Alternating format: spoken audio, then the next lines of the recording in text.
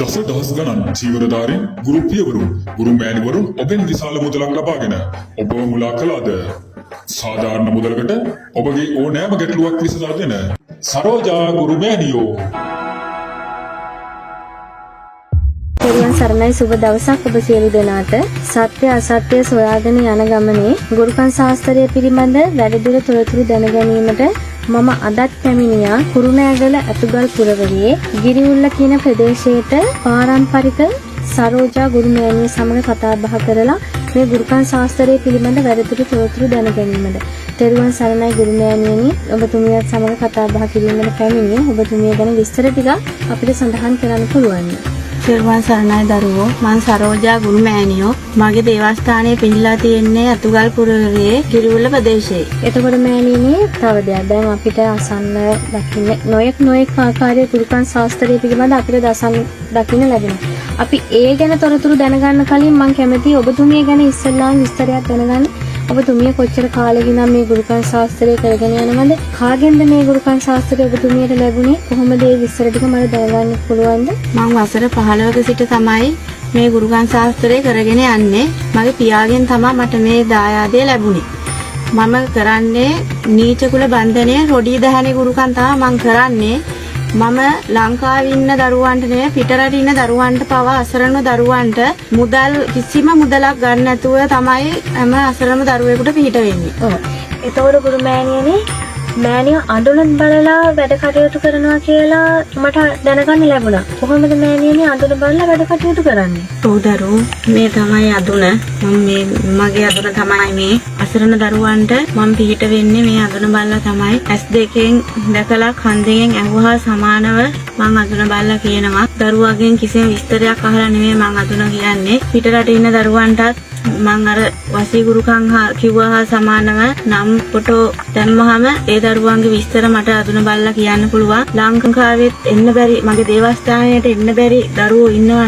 ලංකාවේ අයටත් මගේ දුරකථන මාර්ගයෙන් කතා කරලා මගේ අඳුන බලා ගන්න පුළුවන්. එතකොට ගුරු මෑණියනි, මට අසන්න ලැබුණු දෙයක් තමයි ඔබතුමියගේ දේවස්ථානයේ ප්‍රධාන වශයෙන් මේ වසී බන්ධන වරු 3ක් යනකොට කරනවා කියලා. කොහොමද මෑණියනි මේ වසී බන්ධනයක් කරන්නේ?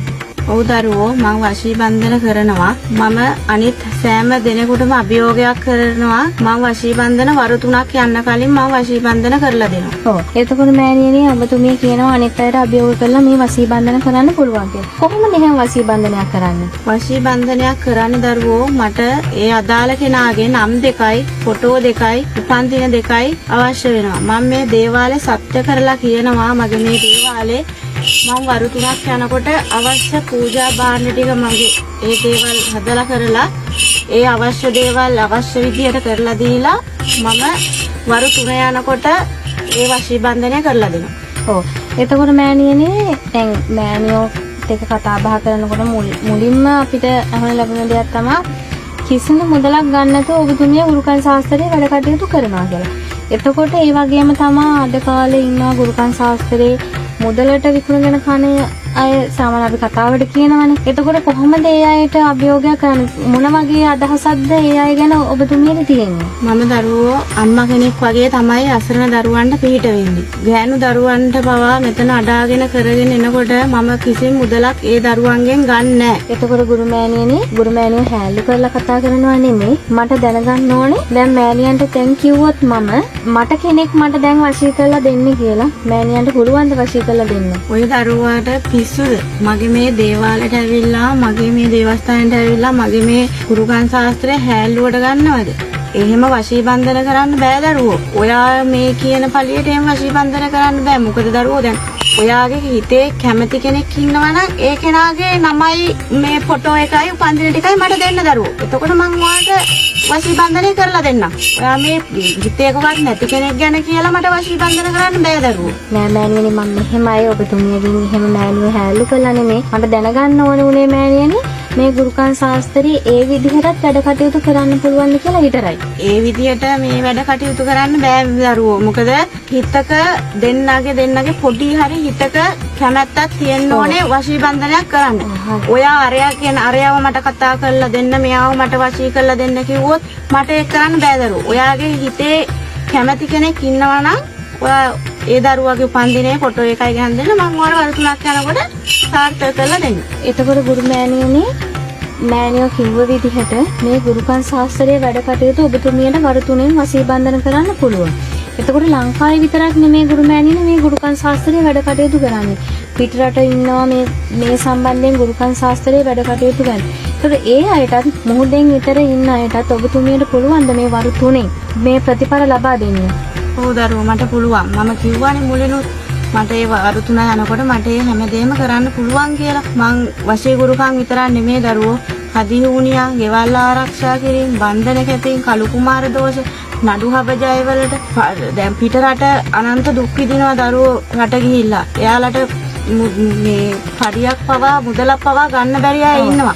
ඒ දරුවන්ට පවා මුදල් හදලා ලබා දීලා වැඩ හරියට මං කරලා දීලා තියෙනවා දරුවෝ. එතකොට ඒ වැඩ කටයුතු උන දැන් මෑණියෝ කියනවනේ ගෙවල් ආරක්ෂා හදිහුණියන් ඔය කලු කුමාර දෝෂ දරුකල නැති අයට එතකොට නඩු හබ ඒ හැම දෙයක්ම ඔබතුමියට පුළුවන් ද මේ අභියෝග කරලා වර 3න් කරලා දෙන්න? දරුවෝ මෙහෙමයි. අභියෝගයක් කරනවා මම වර 3න් මේ දේ කරන්න පුළුවන් කියලා. ඒ දරුවෝ වරු 3 වරු 7 වරු 14 යනවා දරුවෝ මේවට. හැම දෙයකටම.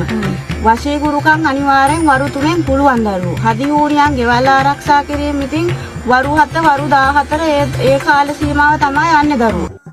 සියලුම ස්ත්‍රී පුරුෂ වශී ගුරුකම් විදේශගත දරුවන්ගේ සියලුම ප්‍රශ්නවලට ඉක්මන් විසඳුම් අනියම් සබඳතා නවතා දීම සුලාව සූදුව නවතා දීම හැරගියාය නැවත ගෙන්වා දීම අනවින කොඩවින කැපීම ඇතුළු සියලුම ගුරුකම් කටයුතු සාර්ථකව සහ විශ්වාසවන්තව කර ගැනීමට දැන්ම අමතන්න. ඉමෝ වයිබර් WhatsApp සඳහා 076යි 7350යි 752 සරෝජා ගුරුමෑණියෝ